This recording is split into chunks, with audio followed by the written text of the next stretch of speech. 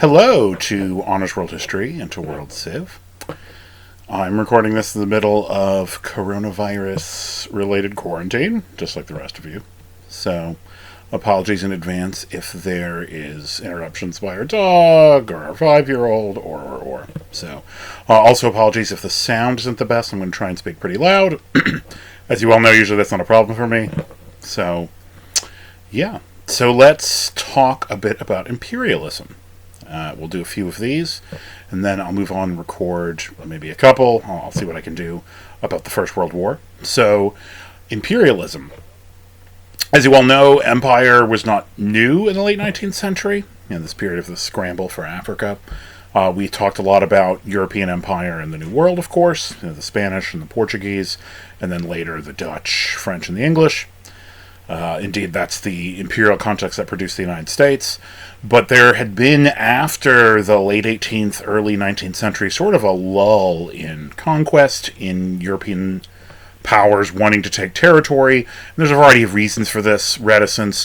One, nothing gives you buyer's remorse or sobers you up like the American Revolution and then also the Haitian Revolution. So those huge events in the Atlantic made empire look maybe problematic.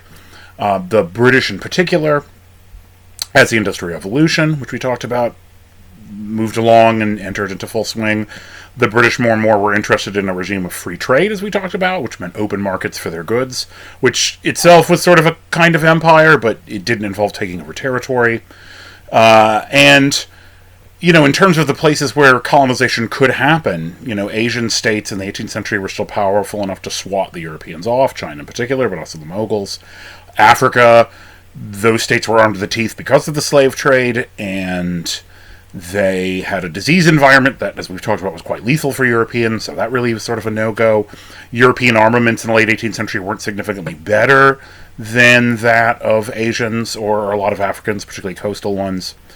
So empire just wasn't really feasible, it was too expensive. So that's sort of the situation until you get further into the 19th century. Now, one important exception is India. So India does more and more fall under British control. That happens during the 7 Years' War and the Napoleonic Wars. But there's a huge surge in really the 1870s and 80s into the 90s in China, and we already talked about that with the sort of aftermath of the Opium Wars and all of that. But also Africa, and this is new. This is the period of the so-called Scramble for Africa, which is what it was called by some people at the time. So Africa was about 95% controlled by African leadership of some kind or another, and only about 5% of it was under European control in 1870, say. That would have been Algeria at the top, and the South African colony at the bottom, which was originally Dutch, had become British. And then there were little enclaves on the west coast. You had the Portuguese in Angola and Mozambique, but ultimately 95% of the continent was controlled by Africans. By 1914, that ratio of 95 to 5 had completely flipped. So 95% of Africa, at least on paper, was controlled by Europeans as of 1914, and 5% was still in African hands in terms of formal sovereignty. That means Ethiopia and Liberia, though even Liberia's its autonomy is questionable. It was almost sort of a quasi-colony of the United States, and specifically of Firestone rubber. So, why this huge shift? Why this sudden change? There's a variety of things that had happened. One, of course, was the feasibility of doing so. That calculus had changed very dramatically. So the Industrial Revolution had made weapons technology, of course, which people often emphasize, but also transport technology and communication technology, orders of magnitude, particularly in the case of communication, better than it had been in the late 18th century. So whether it's the telegraph or the steamboat, no steamboats you can forget colonizing a place like Congo or, for that matter, China. Indeed, it was the Nemesis East India Company steamship that had sunk the Chinese Navy. So without these things, empire would not have really been feasible, certainly not in the way that it took shape in the late 19th century. Weapons were indeed much more deadly. You had not only quick-firing artillery, which we can talk about more when we talk about World War I, but also the invention of the machine gun, which was essentially created for colonial warfare. One famous poem by a poet named Hilaire Belloc went, "Whatever happens, we have got the Maxim gun, and they have not." So that had changed the calculus. Medical technology was very different. So for the first time, there were prophylaxis drugs essentially for malaria, largely quinine, which was from a tree bark. So that reduced death rates in terms of tropical disease, and also there was increasing understanding of tropical medicine. So the feasibility was was certainly easier. That had shifted. Also, the economic context had changed. So in 1873, there's a huge global financial implosion.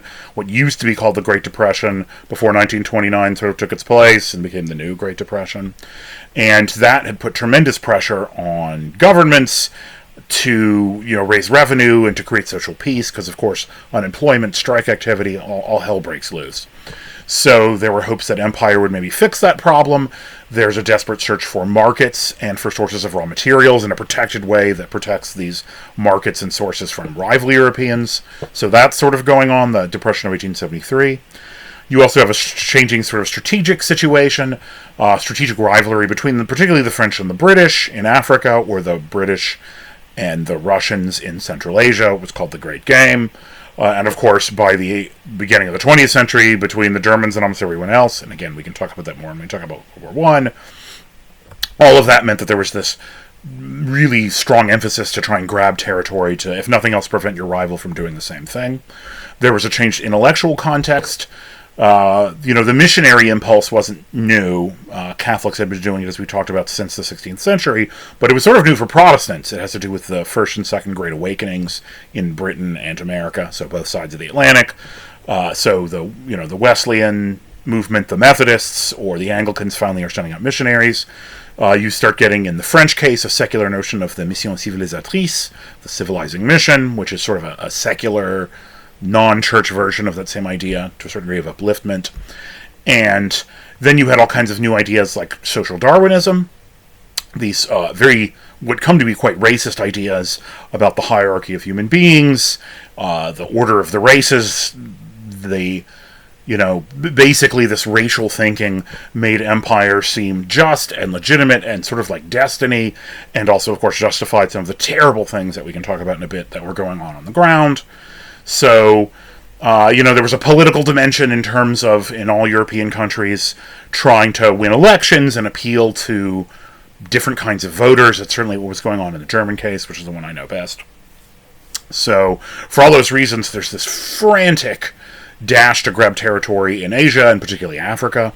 And in the African case, that's really embodied in the Berlin Conference it's December, January 1884-1885. Bismarck MCs and hosts everyone in the German capital. And sometimes you hear that this is where they divide up Africa. That's not really what happened. They essentially set the ground rules that establish how you can claim African territory. You have to have some sort of treaty, some sort of piece of paper signed by somebody, and then boots on the ground, so what was called effective occupation. And it's really sort of the starting pistol, if this were a race, to divide up African territory. That conference had also been called to deal with Leopold, and I might talk about that in a separate post. Leopold, King of Belgium, had claimed this enormous area, 80 times the size of Belgium, what's now the Democratic Republic of Congo, that whole river basin, and this was a response to that, and essentially the conference gives a philanthropic NGO, non-governmental organization that Leopold had created, dominion over this huge territory because he was going to end slavery and create a regime of free trade, so he said. So, by the late 1880s, it's on. All the Europeans are doing this, not just the British and the French, who of course get the most. They're the most experienced imperializers, if you will, but the Portuguese double down and do things to hold on to their territory. They've been there since the 16th century. The Italians get in on the game.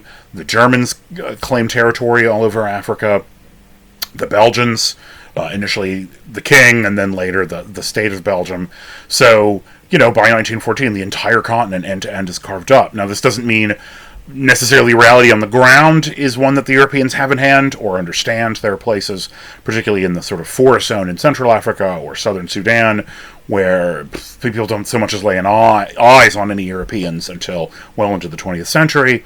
But at least in terms of political sovereignty, by World War I, this is done, and it is probably just about the most dramatic change of formal sovereignty and conquest probably in the history of the world, certainly in the modern world.